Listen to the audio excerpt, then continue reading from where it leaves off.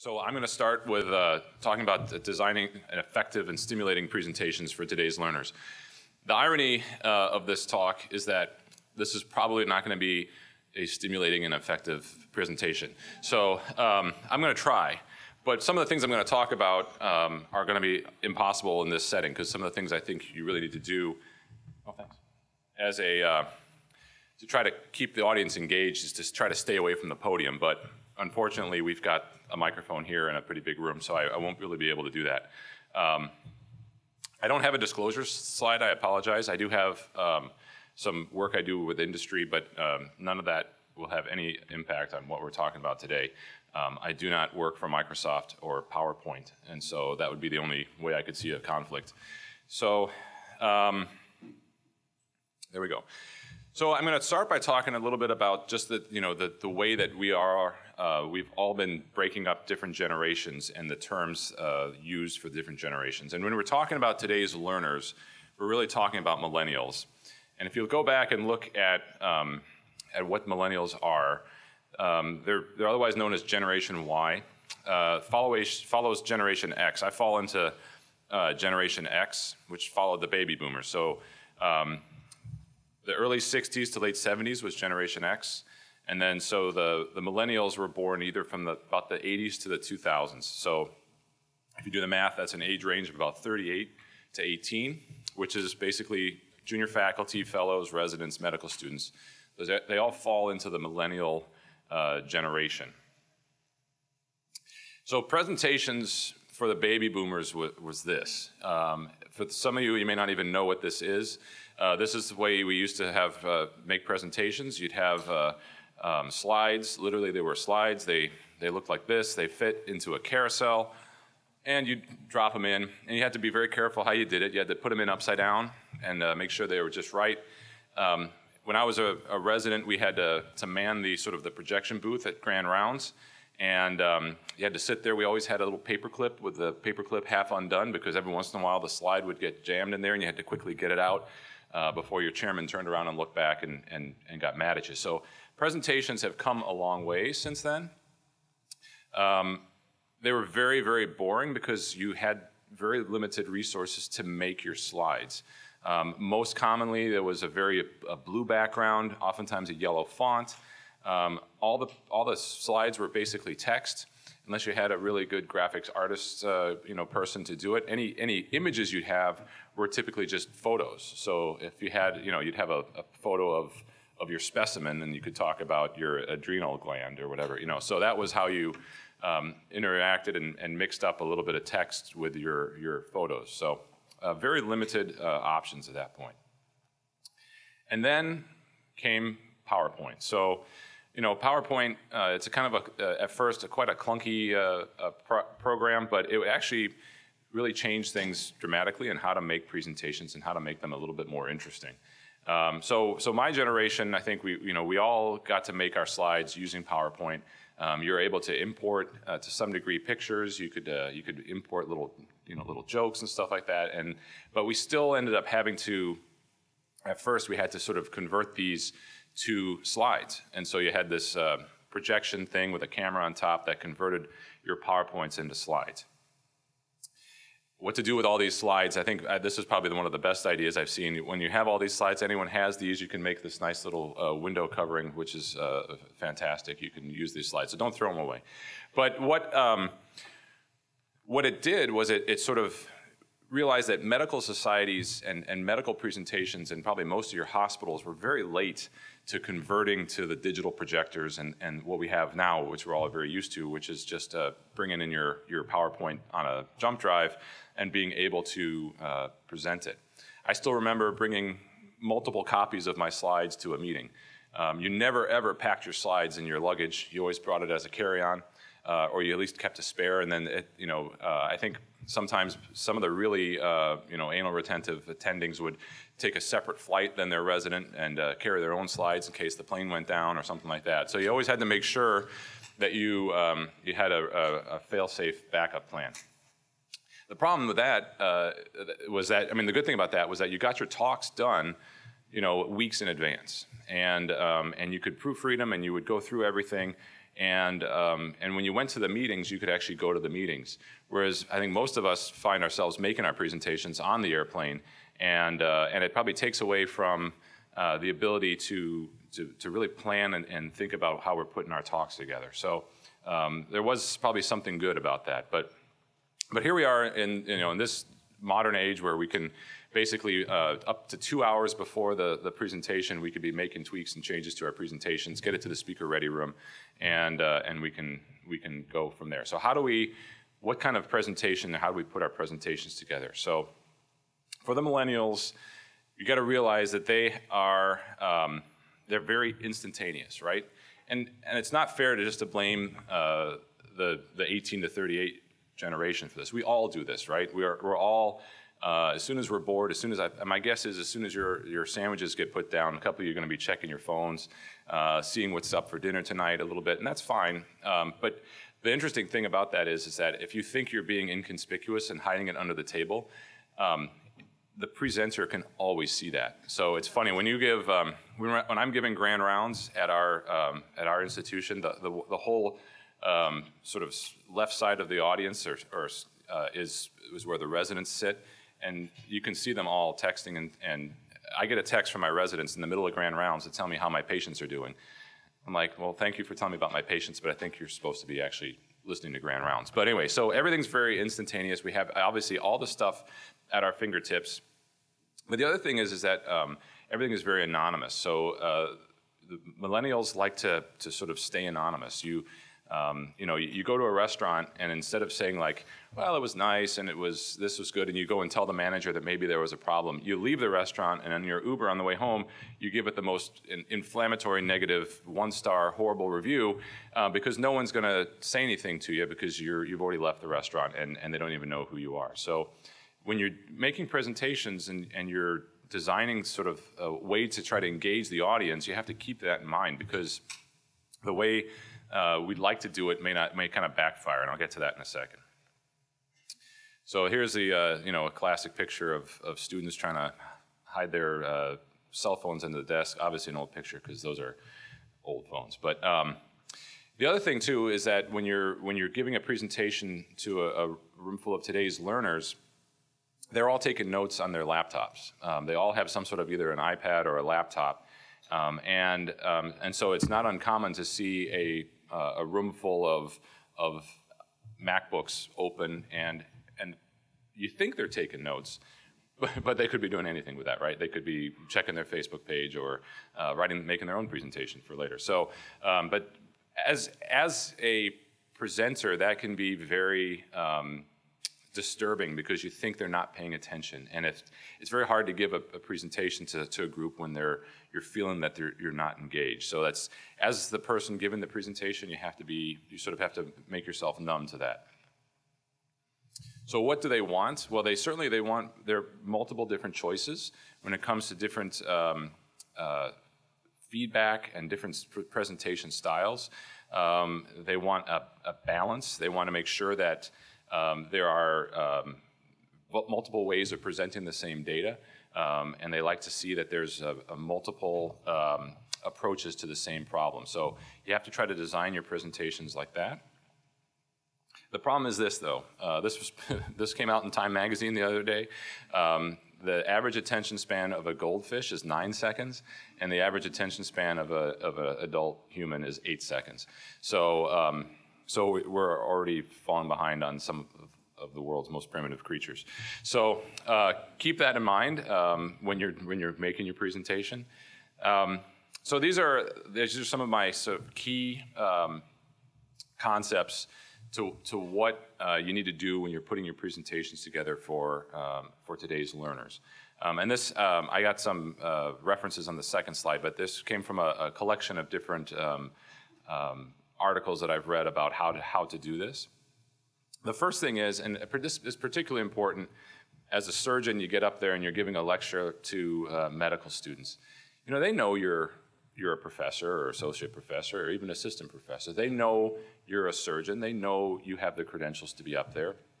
So kind of let it go. Just try to act yourself. Don't have to be You know, that sort of that pompous attitude that many of us can do. Keep the presentation very simple.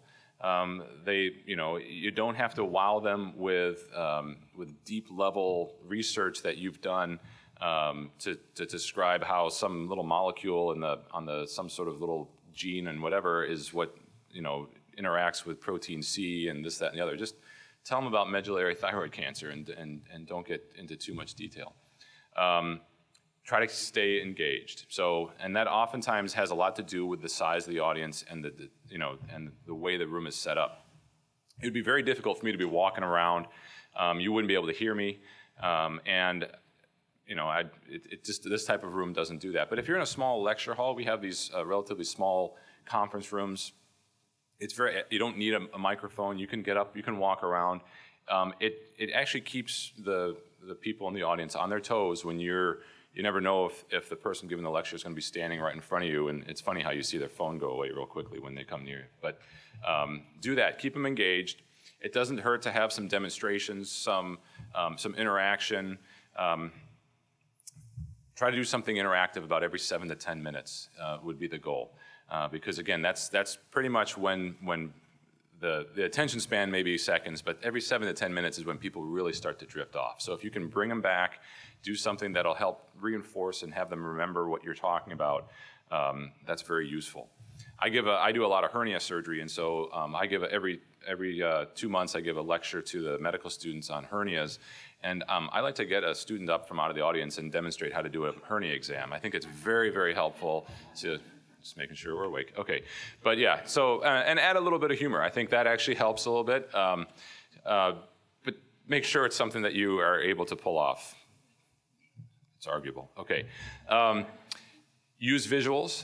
You know, interact with some nice slides that either they're charts or they're pictures or you know, something else to sort of break up the monotony of just, you know, PowerPoint slide after slide. Try to move around. Again, like I said, I'm tethered here by the microphone, but if you can do it, get around and walk around the room a little bit, that's always very helpful. And then tell stories. People remember case presentations. They remember stories much better than if you're just sitting here rambling off fact after fact after fact. And this goes back to the very first public speaking class I ever took in 8th grade. But practice, okay? You have to practice a lot. And whether you practice this particular presentation over and over again, or you just practice giving presentations over and over again. If you don't like public speaking, then you need to practice even more, and you need to speak even more. It's obviously you're not going to get better at public speaking by not speaking. You have to do it a lot. And I would recommend you record yourself. We all have motion picture editing software and cameras in our pockets. And so all you need to do is get a little stand or prop your iPhone up on a little set of books, hit record and go up there, find the room and do a little presentation. You don't realize how dumb you look until you actually see yourself doing it. You don't realize how many times you say or how many times you wave your hands around like I do. And if you don't like it and you're embarrassed by it, then that's why you need to do it, because you have to make sure that you stop doing those things. And the only way to do that is to watch yourself. A lot of people talk about keeping the audience on their toes. One of the things I read, this guy said he likes to bring a confetti cannon to his presentations. This is more of like these motivational speakers, but I'm sure if I fired off some confetti right now, we'd all be picking out of their lunch. But the point is that it would keep you on your toes. You would be scared. A little adrenaline keeps you awake. So I'm not sure I would recommend for your hernia lecture to have surprises, but you know, little jokes, little videos, videos of operations. People like to see that. Ironically, I have on here on bullet point number 4 to avoid bullet points. And there's a very good reason for that, is that when I started this slide, I started talking about the first thing. And you all probably have read all the different bullet points. And so your mind is already separate from what I'm talking about. And anytime that's a disengagement with the conversation and with the presentation. And so you probably shouldn't do what I've just done here today. This is very useful if you want to have someone take a picture of it so you can keep track of it. But if you really want to keep people engaged, you should probably allow each bullet point to come out one at a time so that the reader or the audience isn't a step ahead of you. They should stay with you. and then repeat key points. So again, get rid of the bullet points. But though, I mean, you know, if I always finish up my presentation with what I think are the key points that you're going to need on the exam. Here are the things that you need to know about inguinal hernias and ventral hernias for the exam, and it's really appreciated. It brings it in full circle, and it helps them ultimately get what they want to get out of it, which is to learn a little bit about hernias. One of my pet peeves, and this happens, you'll see it this week here a lot, is never apologize for a slide. This drives me crazy when people are like, you know, sorry for the busy slide, but if you look over here, you'll see, you know, if it's a busy slide, don't make it a busy slide. You know, you can cut out a lot of this stuff, and you can just sort of put in the line that you want it to see. If we really wanted to get into this much detail, we'll read your paper. But don't apologize for slides. If you find yourself apologizing for a slide, then you should have just made a better slide. This has nothing to do with my talk, but it's a nice way to just break up a little bit of sort of monotony of a presentation. You have to wait. You got to let people read it. You have to let people sort of you know, a little bit of silence. People, if you're looking down at your phone or you're typing and you don't hear anything, and then you hear the person next to you laugh a little bit, you're going to look up and you're going to be like, ooh, something's going on. I should probably go look at that. So it is a nice way to sort of break up the monotony of a presentation and keep the learner engaged. Two-way communication during a lecture or a didactic session is sometimes very difficult.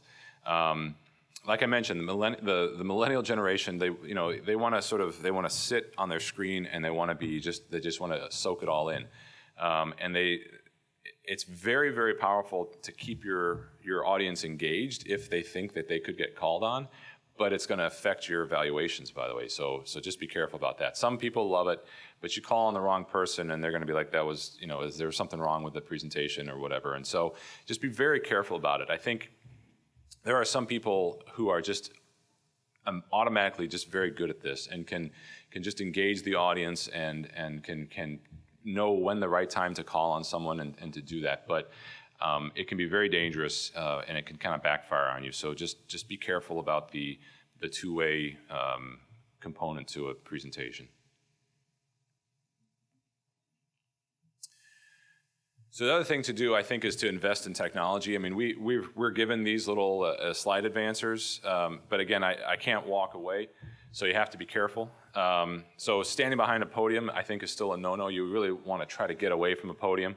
But if you have a technology failure, it's just miserable. One time I tried, you know, if you probably all can, you can download an app on your phone, which is like a PowerPoint slide advancer. And so you could, in theory, you could be walking around and you could be talking with people, you'd be back of the room and you can be advancing the slide, but most of them are actually Wi-Fi. And so if the Wi-Fi isn't working very well, you can completely fail the whole thing. And if it's slow or it's delayed, there are newer ones. A lot of them now are Bluetooth, and if you use Keynote and you run it from a Keynote and you're like all in with Apple products, then you can do it pretty well. I guess you can have a nice remote and you can walk around and you can go back and forth on your slide and that type of thing. But if it fails, you just look like an idiot. So you have to just be very careful on that.